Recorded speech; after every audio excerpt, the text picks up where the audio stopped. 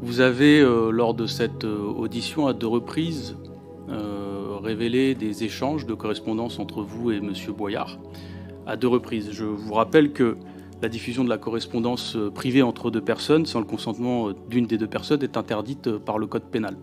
Je profite donc du fait que vous soyez sous serment aujourd'hui, donc passible de poursuite en cas de parjure. Avez-vous obtenu le consentement de M. Boyard pour diffuser ces échanges de correspondance privée? Ça sera ma première question et j'en ferai une juste après. Non, donc j'attends son procès.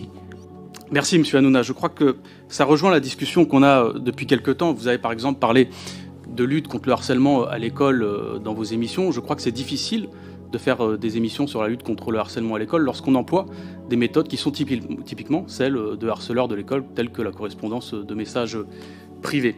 David Guiraud atomise Cyril Hanouna. Présent lui aussi à la commission d'enquête de la TNT, le député a interrogé l'animateur de TPMP sur le choix des chroniqueurs présents sur le plateau qui sont très marqués dans l'univers de Vincent Bolloré. Alors que Cyril Hanouna a signé une convention auprès de l'Arcom pour être indépendant des choix de Bolloré, le député a reproché à Hanouna de faire passer les choix de Bolloré au-dessus de la loi. J'en viens à la loi parce que c'est précisément ce qui nous intéresse. Vous avez déclaré en début d'intervention que vous n'étiez à la botte de personne. Les bottes des gens, je ne sais pas. Les mains, par contre, c'est moins clair, parce que vous avez déclaré lors de votre altercation avec Louis Boyard que vous ne crachez pas dans la main qui vous nourrissait en parlant de Vincent Bolloré, c'est-à-dire votre actionnaire. Mais écoute-moi bien, moi je ne crache pas dans la main qui me nourrit. Et toi tu ne devrais pas cracher sur la main qui t'a nourri, parce que c'est moi qui t'ai nourri. Quand t'as autant de responsabilités, moi j'ai aucune responsabilité. Ce qui est justement dérangeant là-dedans, c'est que vous avez signé une convention avec l'Arcom qui est censée garantir votre indépendance vis-à-vis de votre actionnaire, c'est-à-dire Vincent Bolloré. Ma question est donc la suivante. Les intérêts de M. Bolloré sont-ils supérieurs à votre obligation de respect de la loi? Ensuite, en termes de pluralité dans votre émission, par exemple, quand vous donnez la parole à Jules Torres de CNews JDD le 21 décembre, Geoffrey Lejeune le 19 décembre, Sarah Salman le 8 décembre, Stanislas Rigaud de Reconquête, Pierre Gentillet de CNews le 16 novembre, on a tout de même l'impression qu'il y a une forme de monogamie dans vos invités. Et c'est sur ça qu'on souhaite vous entendre aussi, pas que sur vos invités politiques, mais sur le fait qu'en réalité, beaucoup de personnalités de type éditorialiste, de type journaliste, sont quand même très marquées dans l'univers, la galaxie de Vincent Bolloré, qui est celle de CNews et compagnie. Et donc en ce sens-là, en quoi est-ce que vous respectez là aussi vos obligations, qui sont des obligations vis-à-vis de la loi, Monsieur Hanouna, pas vis-à-vis de la morale ou autre, vis-à-vis de la loi, en quoi vous respectez vos obligations de pluralisme.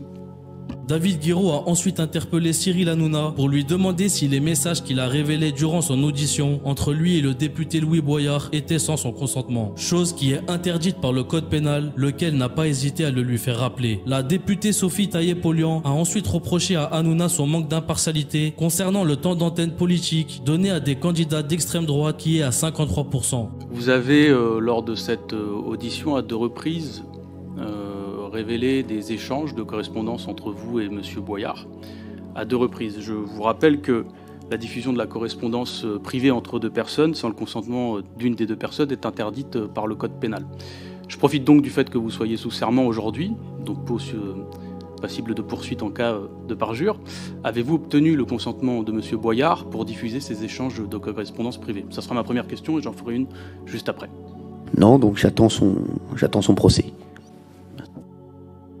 Merci, M. Hanouna. Je crois que ça rejoint la discussion qu'on a depuis quelque temps. Vous avez par exemple parlé de lutte contre le harcèlement à l'école dans vos émissions. Je crois que c'est difficile de faire des émissions sur la lutte contre le harcèlement à l'école lorsqu'on emploie des méthodes qui sont typiquement celles de harceleurs de l'école, telles que la correspondance de messages privés. Fin 2021, c'est-à-dire à l'aube d'une année électorale.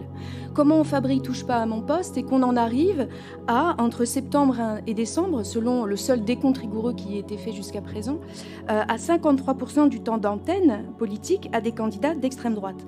Comment on en arrive, quand on est un professionnel, à finalement inviter M. Bardella 6 fois en 6 mois, avec un joli petit surnom, parce que certainement un ami à vous, mais... Air Jordan, comment on en arrive à faire un moment tellement sympa avec Jean-Marie Le Pen en 2021 aussi. Comment on en arrive à ça? Finalement, monsieur Hanouna, vous dites, moi j'essaye de faire voter des gens qui sont éloignés, qui sont abstentionnistes et notamment des jeunes. Vous essayez de les faire voter, vous essayez de les faire voter pour quelqu'un en particulier. Soit changez la façon dont vous faites vos émissions, ou alors assumez. Changez. Aujourd'hui, vous avez... il y a quelques jours, au moment de la polémique autour de la chanteuse Aya Nakamura, vous avez invité un monsieur qui passait par là pour parler d'elle, et puis, oh, finalement, ce monsieur, on ne sait pas pourquoi, mais c'était quelqu'un qui était proche, voire ancien militant de l'extrême droite. Comment ça se fait, monsieur Hanouna? Vous êtes un professionnel et vous le dites. Et comme je n'ai plus de temps de parole après, je vais vous dire une chose. Vous dites « Ah, mais j'ai réagi en père de famille sur l'histoire de la pauvre petite dont on a parlé tout à l'heure. » Mais vous êtes un professionnel. Peut-être, monsieur Hanouna, faites-vous un peu trop d'heures d'antenne. Peut-être que pour mieux maîtriser les choses, vous devriez, tout en restant aussi, je dirais, dans un état d'esprit, dans le ton que vous souhaitez, peut-être, il serait peut-être intéressant de se dire que pour rester professionnel à chaque instant, en faire un petit peu moins. Voyez, quand je vous disais changer ou assumer, parce qu'aujourd'hui, votre ligne, les propos qui sont tenus, les invités qui sont vos amis, comme Jean Messia ou d'autres, ça démontre une volonté, monsieur Hanouna. J'en suis désolée. Vous le dites, vous êtes libre vis-à-vis de monsieur Bolloré. Eh bien donc, changez. Je crois qu'il ne vous en tiendra pas rigueur. Cyril Hanouna ne s'embrouille quasiment jamais avec ses nombreux invités d'extrême droite. L'avez-vous aussi remarqué? Partagez-moi vos avis en commentaire.